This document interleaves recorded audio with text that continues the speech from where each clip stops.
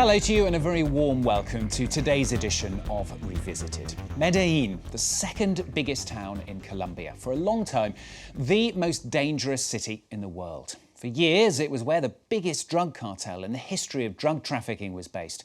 In Medellin, there is a before and an after Pablo Escobar. Back in the 1980s, and the one nicknamed El Patron, or Don Pablo, was the pioneer of drug trafficking. He controlled the export of cocaine into the US and led an empire based on corruption and murder. His killers imposed their own law, murdering anyone who stood in their way. At the start of the 90s, more than 6,000 people were being killed every year. Medellin was hell. Escobar, perhaps the most wanted man on the planet. Escobar was eventually killed by the army in his own stronghold in 1993, the authorities hoping it would be an end to the era of violence. But other groups soon took over, and the fight for the right to traffic drugs resulted in a gang war without mercy. For years, relentlessly, the Colombian authorities tried to dismantle the network, setting off on a crusade against poverty, including new policies which promoted social inclusion of the poor.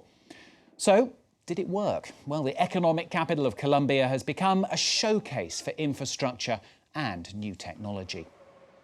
Crime has definitely decreased, but the drug trade still does well, with a multitude of armed gangs whose leaders keep a low profile. Medellin remains more violent than the capital, Bogotá. Well, here's our report from Pascal Mariani.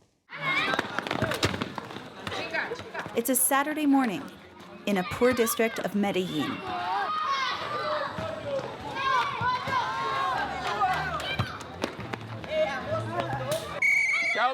Only 1 minute left, kids. The kids don't have any field in the neighborhood. The city refuses to build one because this neighborhood was founded by Pablo Escobar.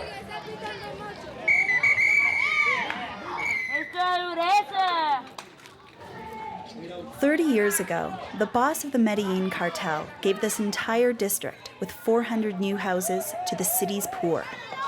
The barrio hasn't stopped growing since.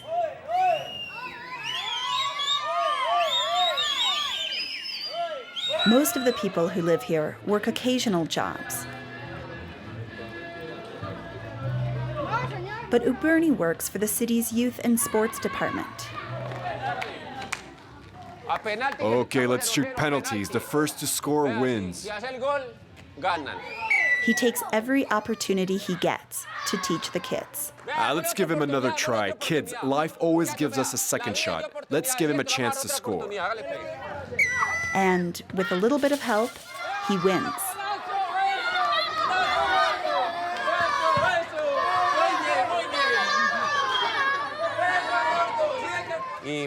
This city has a heavy history of violence, but we have to do whatever we can individually, from wherever we are, from our neighborhood, our family, to do something so that violence ends. These kids will probably grow to be old enough to become adults and have an idea. A few years ago, no one would have bet on it, because they would die before reaching adulthood. They would kill one another. We want everyone here to die of old age and to stop killing one another. It's not easy to keep these kids away from the gangs and the lure of easy money. That's Pablo Escobar's sad legacy.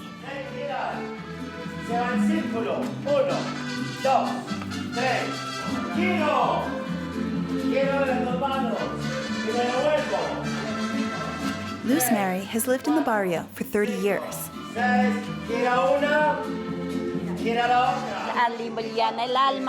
Our souls feel lighter. We forget our problems. We leave here feeling cleansed. But Luz Mary can't forget the Godfather. 20 years after his death, Escobar's ghost still hangs over Medellin. This is the entrance to the neighborhood. Welcome to Pablo Escobar neighborhood. Here we breathe peace. And this has been true for quite a few years because violence has gone down.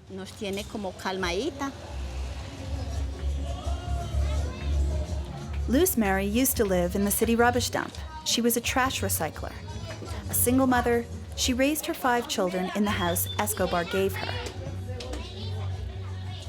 This is my house, and these are the rooms with all my mess. I sleep in this room.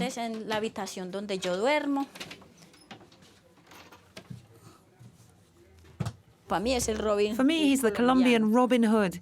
He took from the rich to give to us, the poor. He's the only one to have done something to get us out of the poverty and misery in which we lived. But he was a Robin Hood who also caused thousands of deaths. Though hated by most Colombians, there are many in Medellin who still revere him, like in Uberni's house on the other side of the street.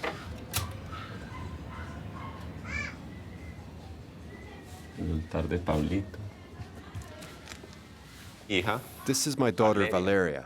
How was school? Did you have all your classes? Yes. What do you want for Christmas? A tablet. I haven't got enough money for that. Yes, you do.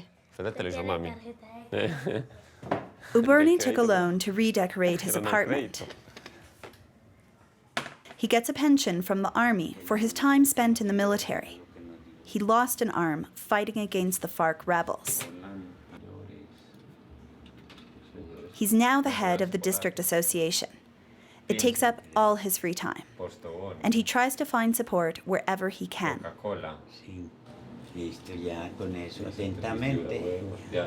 I fight for my city from my neighborhood, because if my neighborhood is doing well, it benefits to the whole of the city. Even if we still have problems, we work every day from each household so that Medellin can become the best city in the world. With a population of 3 million, Medellin is a hyperactive metropolis. The country's second biggest city after Bogotá, it dreams of erasing its bad reputation and showing the world a new face. A bit like this monument on the Central Plaza. Botero's initial sculpture was destroyed during a terrorist attack. But a few feet away, the maestro made a new work, identical to the first, as if trying to start anew.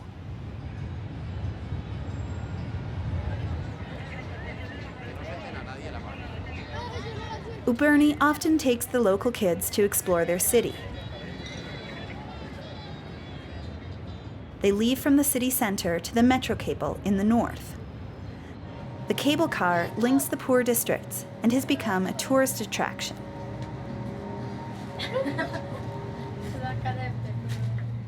These neighborhoods have the same needs as ours. But we can see that here the state has invested. Nobody would have imagined investing in this kind of neighborhood before. But the best investment the state can make is to give funds to our kids. It's cheaper to invest in kids rather than having to spend money later on delinquents.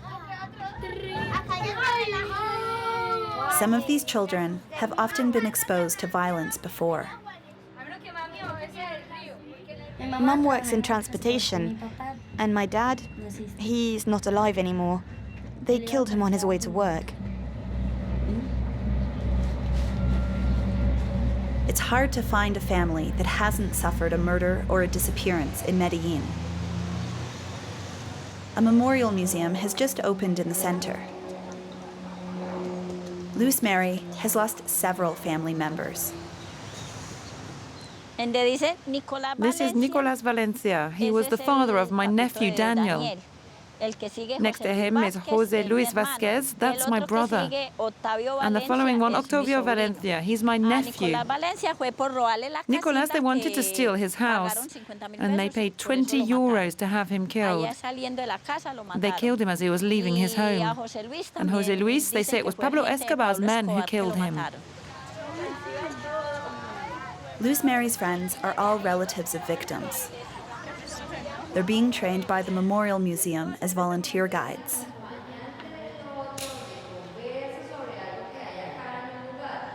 In 30 years, more than 80,000 people were assassinated in Medellin. Gang wars, drug violence, murders, and state executions. The work of remembrance is underway, but the violence hasn't stopped. There were another 900 killings last year.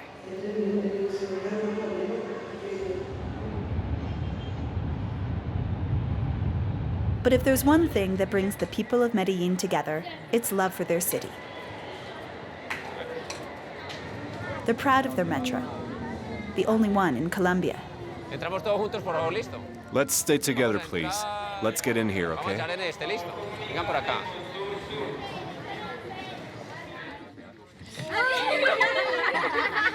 Medellin is Colombia's most unequal city.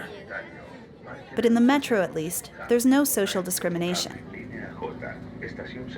The gap between rich and poor is crossed in a few stations.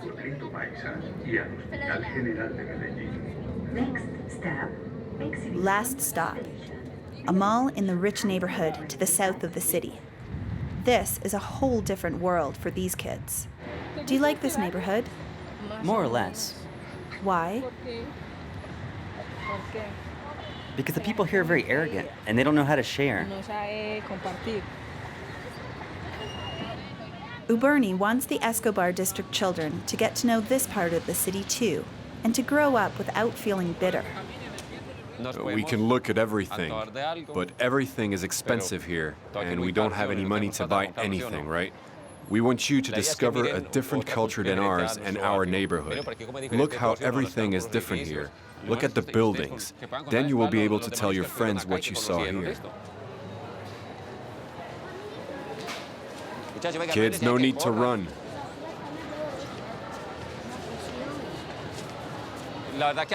This place has a lot of money. There's everything we don't have. Lots of technology, lots of progress, lots of money. Okay, since we're a whole bunch and we don't have much money, I'm going to buy you an ice cream, but you keep it cheap, okay? But temptation is everywhere. It's all a question of money. Dad, I asked how much a tablet costs. How much? 400. It's the cheapest. You know I can't.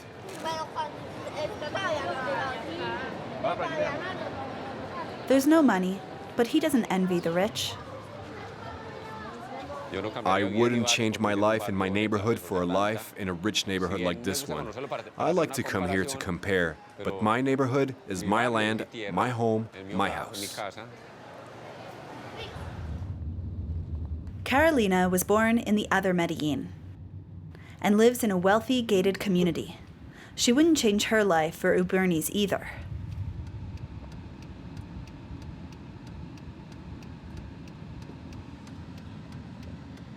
The city has changed a lot. We have a strong network of new businesses and many creative things. Usually they're run by very young people. They finish university and start a company immediately. Carolina is 32 and has started her own brand of shoes. She's opened up 3 shops in upscale parts of the city. The idea was to start something that would create jobs. So everything is made in Colombia. I import the raw materials, but everything is processed in our workshops. She makes her own designs. Women here like to have manicured nails. They're fancy. It's beautiful, it's very feminine. And this is good for me because they want to show their feet, so I can diversify my designs. Girls want to be pretty and they spend a lot on fashion. She's a shopaholic.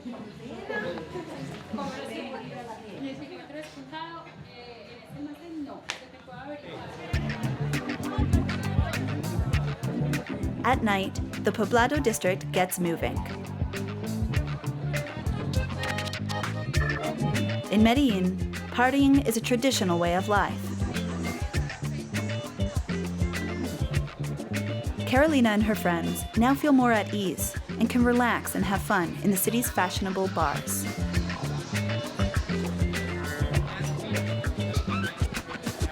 The owners of this place are a couple from California. Rob and Carmen came here 5 years ago. They run 2 restaurants in Medellin, which would have been unthinkable for foreigners only 10 years ago. Life in Medellin is very easy. The people here are very special, very warm, and life here is good. It's a different city from what it was in the 80s, and it's a completely safer city. It's improved massively, massively.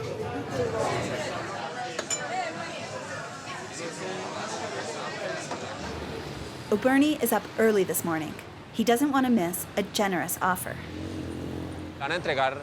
They're going to hand out 30,000 presents for kids in Medellin. The politicians help people. They give us notebooks when school starts and presents for the kids at Christmas. That's the kind of politicians we need. Jesus Anibal Echeverri, a member of the city council and candidate to be Medellin's next mayor, is met by an adoring crowd.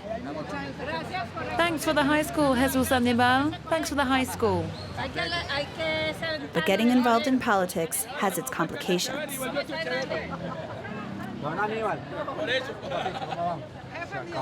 Someone stole money from the Environmental Protection Office. They stole it, the money for the gymnasium. We've denounced them. The highlight, though, is the handing out of presents.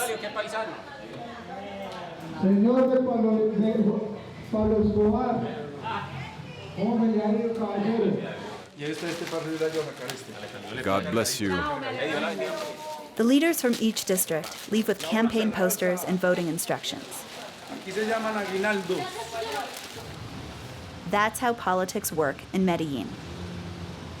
The Escobar years are over, but the city is still looking for guardian angels.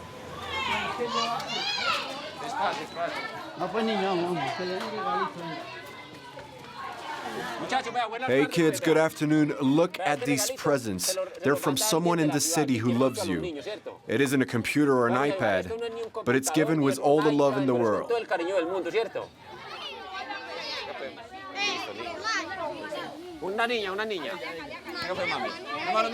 In the Escobar days, the kids were a bit more spoiled. Today, they won't get a spectacular present from a powerful stranger. But at least their role model isn't a criminal.